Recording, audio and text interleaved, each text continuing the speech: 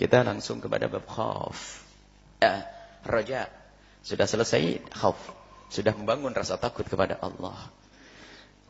Sehingga harus takut untuk dikeluarkan dari iman. Kalau ingat, thalathatun man kunna fihi wajada halawatal iman. 3 hal kalau orang itu sudah mempunyai 3 hal tersebut, ia akan menemukan manisnya iman. Ayakun Allah wa rasuluhu habba ilaihi mimma siwahuma. Mencintai Allah dan Rasulnya melebihi dari selain Allah dan Rasulnya. Sangat mencintai.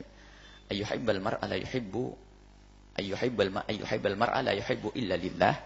Cinta kepada seseorang karena Allah. Yang ketiga, ayyakraha ayyauda ilal kufri kama yakrahu ayyukdhafa finnar. Takut keluar dari kekafiran. Ini loh manisnya iman. Takut keluar dari Islam. Ayyakraha, tidak senang. Ayyauda ilal kufri, balik kepada kekafiran. Seperti tidak senangnya dia untuk dilemparkan ke api neraka. Ini ditafsiri para ulama dengan panjang lebar. Hati-hati, termasuk urusan Natalan kayak tadi itu. Hati-hati, saya tidak boleh masuk. Termasuk malam tahun baru Masehi. Nggak mau ikut-ikutan, takut masuk, terjerumus. Hati-hati. Jadi karena apa? Ini mengarah kepada keluar dari akidah. Sebab pergeseran iman itu hati, pelan dan pelan. Rasa takut. Takut dan takut kepada Allah Subhanahu wa ta'ala. Takut masuk kepada kekufuran. Takut mencari murka Allah Subhanahu wa ta'ala. Baik, kemudian setelah itu, rasa takut yang sudah kita bangun kemarin, takut siksa Allah, hukuman Allah, siksa. Maka itu seperti kita memasang satu sayap. Dan takut yang bermanfaat adalah takut yang membuahkan amal ibadah. Akan tetapi takut yang menjadikan seseorang putus asa, itu takut yang menjerumuskan. Orang hendaknya selalu mengingat dosa-dosanya. Orang selalu mengingat kesalahannya. Orang selalu mengingat tentang dirinya. Hawa nafsunya dan seterusnya. Akan tapi tiba-tiba jika seseorang tersebut di saat menyadari dirinya yang banyak dosa, kok sampai kepada batas, dia putus asa, maka ini takut yang kebablasan yang tidak dikontrol dengan sayap sebelahnya, yaitu raja. Jadi jangan sampai ada orang putus asa. Sebab pada orang putus asa, dosaku teramat besar, kayaknya susah, gak mungkin diampuni oleh Allah. Oh jangan, kurang ajar namanya. Allah akan mengampuni dosa hamba-hambanya. Maka dibarengi dengan sayap sebelahnya seperti disampaikan, yang namanya khauf, raja, seperti burung yang kita ajak terbang menuju ridha Allah, ada kepala, iman. Kalau pasang kepalanya enggak berguna. Tapi setelah ada orang punya keimanan kepada Allah dan Rasulnya, keimanan kepada agama yang benar, bagaimana untuk terpacu kita untuk melakukan ibadah dan agar kita menjauhi kemaksiatan dengan 2 sayapnya. Ini rasa takut kepada Allah agar tidak mudah melakukan kemaksiatan. Harapan kepada Allah agar kita mudah melakukan ketaatan. Seimbang nanti. Baik, kita sekarang masuk bab raja. Qul ya ibadi a'udzubillahi minasyaitonir rajim. Bismillahirrahmanirrahim. Ini bab raja. Qala al-musannif rahimallahu ta'ala nafa'ana Allah bihi wa bi 'ulumihi wa bi 'ulumikum fid dharain ila an qala babur raja. Qala Allah Ta'ala, Allah Subhanahu wa ta'ala berfirman, Qul, katakanlah ya ibadi, wahai hamba-hambaku,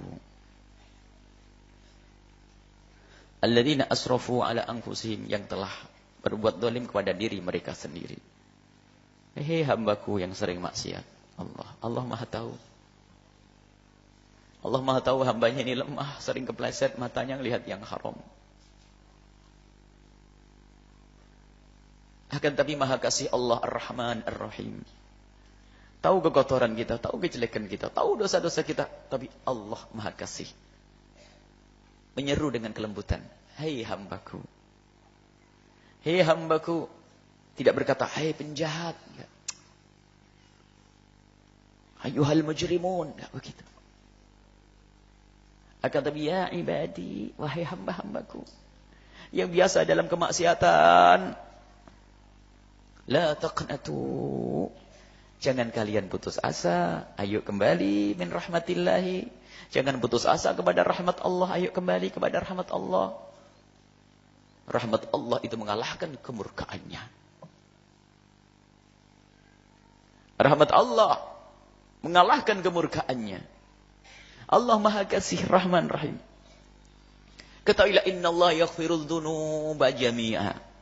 Allah Maha Kuasa untuk mengampuni dosa-dosa, semua dosa. Semua dosa. Semua dosa Allah bisa mengampuni. Dosa maksiat mata, dosa zina, dosa apapun kecuali dosa syirik yang dikhususkan juga oleh Al-Qur'an.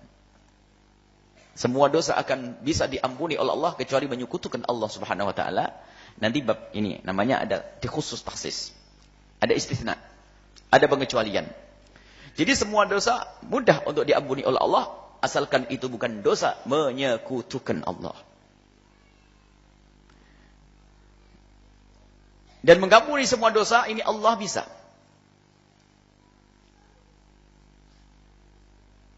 Pada seorang per orang.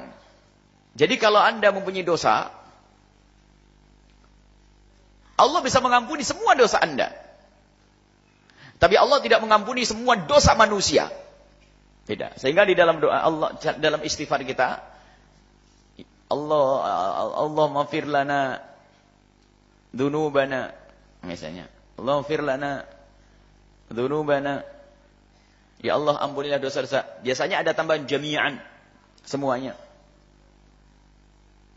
Jadi jami'an ini para pakar akidah juga membahas. Kalau doanya adalah ya Allah ampuni semua dosa manusia, semua dosa-dosanya, semua dosa-dosa, maka ini tidak diperkenankan sebab nanti ada dosa-dosa yang akan menjadikan hamba itu dihukum. Jadi dosa mengatakan semoga Allah mengampuni semua dosa-dosa dari manusia. Nah ini bertentangan dengan hakikat bahwasanya tidak semua dosa nanti diampuni oleh Allah. Sebab ada Abu Lahab yang di neraka Jahannam. Ada orang yang perutnya keluar ulama su. Ada macam-macam dan itu dosa. Jadi bertentangan dengan kenyataan. Maka dalam berdoa itu harus dikembalikan kepada bukan orang dengan dosa-dosanya, bukan semua dosa manusia. Akan tapi Allah bisa mengampuni semua manusia, tapi tidak semua dosa. Tapi di sini semua dosa akan diampuni pada seseorang. Maksudnya semua dosamu Allah bisa mengampuni. Tapi ada nanti yang tidak diampuni dosanya oleh Allah. Ada orang putus asa, nah, tidak diampuni karena neraka ada. Baik, ini masalah akidah ya, masalah akidah. Innahu huwal ghafurur rahim. Allah ditutup dengan sifat Allah. Ingatlah wahai hambaku. Ingatlah wahai hambaku yang sangat takut akan murkaku. Ingat wahai hambaku yang sangat takut dengan hukumanku. Lihat, aku maha kasih. Jangan putus asa dengan rahmatku. Rahmatku sangat luas. Gapailah rahmatku. Mintalah ampun kepadaku. Aku akan mengampuni dosa-dosamu. Kecuali syirik. Kalau syirik, iman dulu. Allah akan mengampuni dosa-dosa kita. Kemudian Allah di pungkasan ayat innahu huwal ghafurur rahim, ketahuilah sesungguhnya Allah itu maha pengampun, bukan saja pengampun dan maha kasih kepada hambanya. Subhanallah, ayo kembali kepada Allah. Jangan ragu, menghadaplah kepada Allah dengan dosa-dosa kita.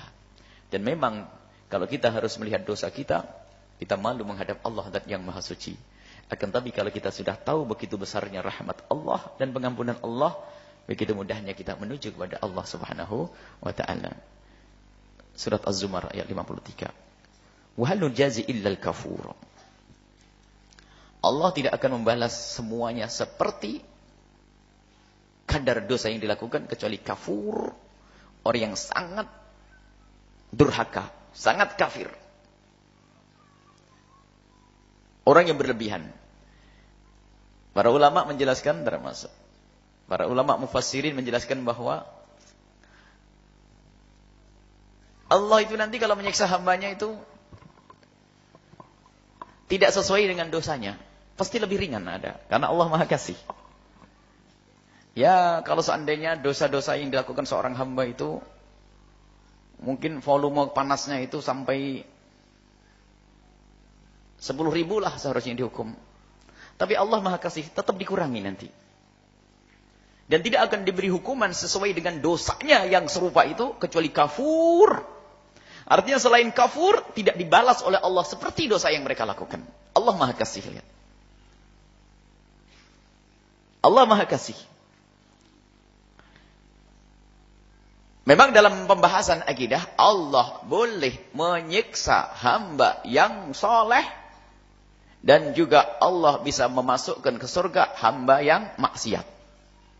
Itu kan dalam pembahasan akidah.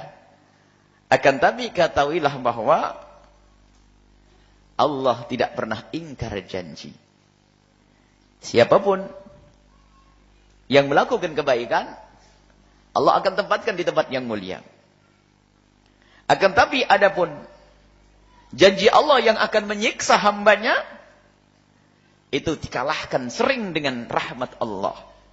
Semestinya hamba ini mendapatkan murka Allah, akan tapi Allah yang Maha Kasih tiba-tiba memaafkannya.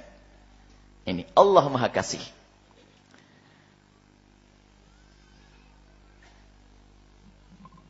Inna qad uhiya ilaina annal 'adzaba 'ala man kadzdzaba wa tawalla.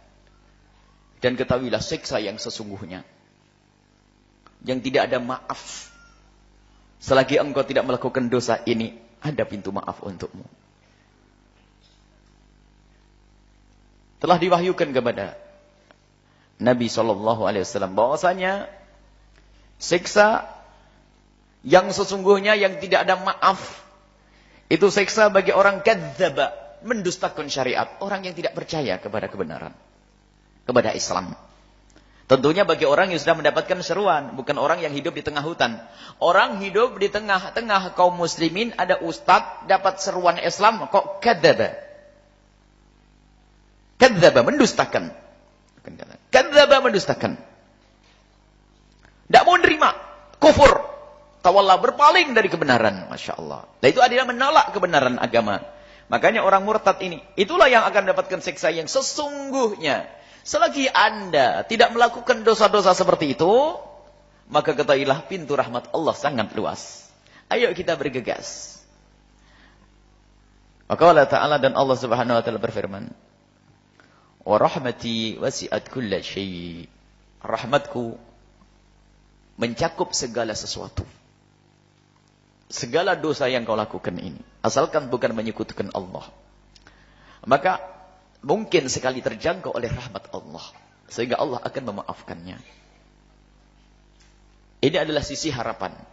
Cuman orang itu kalau hanya harapan saja yang berlebihan bisa ngaco. Muncullah orang, tasawuf adalah hak. Tasawuf adalah benar. Jangan sampai kita jauh dari manhajnya ahli tasawuf. Tapi ada tasawuf yang hanya mengandalkan makna kecintaan, tapi dia tidak sadar makna cinta. Sehingga ibadahnya sudah mulai kurang. Atau bahkan di saat melakukan kemaksiatan pun dia berhujah. Allah kan Maha Pengampun. Allah Maha Pengampun karena dia ahli maksiat. Kalau bukan kemaksiatan kita, kapan tampak sifat Allah yang Maha Pengampun ini? Makanya kita melakukan kemaksiatan ini agar tampak sifat Allah yang Maha Pengampun. Ini kurang ajarnya manusia. Ada. Dan siap melakukan kemaksiatan selalu berkata, Allah Maha Pengampun, Allah Maha Pengampun. Bagaimana kita dengan Allah, zat yang maha tinggi, dan kita hamba yang lemah. Sekarang bapak sama anak saja. Kalau ada seorang anak meyakini bapaknya baik, dan memang bapaknya baik, Anda saja sebagai bapaknya contoh, gimana perasaan? Tiba-tiba kaca pintu jendela dibaca, ceker. Loh, kenapa kamu bacain, nak? Apa bapakmu nggak marah? Bapak saya baik. Baik. Setelah itu apa? Lemarinya pakai linggis. Waduh, kenapa nak kau hancurin? Bapakmu gak marah? Bapak baik.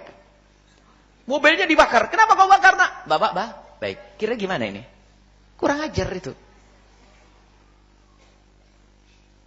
Dia bukan mengatakan bapaknya baik, sebetulnya dia menghinakan kurang ajar sama bapaknya. Jangan hanya berkata, Allah Maha Pengampun, Allah Maha Pengampun. Akan tapi perkemaksiatan terus berjalan. Ini gak benar. Makanya keseimbangan ini penting. Seperti dua sayap lagi. Orang satu saat harus selalu merenungi tentang hukuman Allah, siksa Allah, murka Allah, agar tidak ada dengki di hati kita. Dan maksiat yang paling berat ini. Kalau maksiat dohir itu kadang-kadang yang kontrol manusia. Orang tidak bermaksiat dohir karena ada manusia. Tapi maksiat batin ini, Masya Allah, biarpun khusuk di mihrab pun kadang-kadang kedengkian muncul. Doanya pun doa dengki. Semoga tidak ada yang tahu. Na'udzubillah, semoga Allah menjauhkan penyakit. Penyakit dengki kepada sesama para pejuang, sesama para ustadz sesama. Kemudian yang kedua adalah rasa takut, rasa harapan. Harapan kalau berlebihan kurang ajar. Rasa takut yang berlebihan menjadi orang putus asa.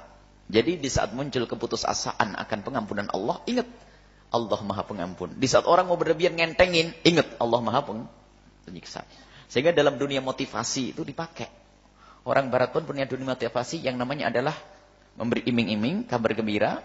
Yang kedua adalah memberikan rasa takutnya. Kalau orang diberi kabar gembira tidak maju, diberi rasa takut, akhirnya maju. Itu. Nah, orang diiming-iming. Ya kayak itu. Kalau ada orang, anak kecil juga begitu. Ayo sayang, bobo, ayo bobo. Nggak mau. Kalau tidak bobo, no, itu pecah lah dia. Jadi dikasih mati. Orang gede pun juga sama ini. Suruh melakukan sesuatu, ayo cepat. Susah. Anggap saja suruh keluar rumah atau suruh melompat, itu yang jarak. Suruh melompat, nanti kasih duit 100 ribu. 100 ribu segitu, kok jebur mati saya. Enggak deh.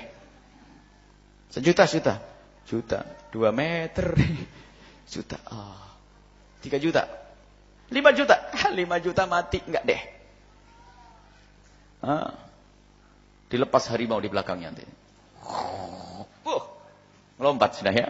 Jadi kalau iming-iming kadang belum semangat, harus kasih rasa dunia motivasi diambil dari Islam sebetulnya. Ya, pendidikan. Jadi makanya kita perlu belajar ilmu sesaat, himbauan tentang pahalanya ibadah dan seterusnya. Sesaat kita harus tahu maksiat. Maksiat ini akan menjadikan kita dihukum oleh Allah, keseimbangan. Makalah muncul orang soleh. Orang yang dicintai Nabi SAW. Wa an Ubadah bin Samit. Kita tadi muqaddimah saja. InsyaAllah nanti kita akan masuki hadis satu demi satu, hadis tentang harap, tentang roja, agar kita besar harapan kepada Allah Subhanahu wa taala, besar prasangka baik kita kepada Allah Subhanahu wa taala. Wallahu a'lam bissawab.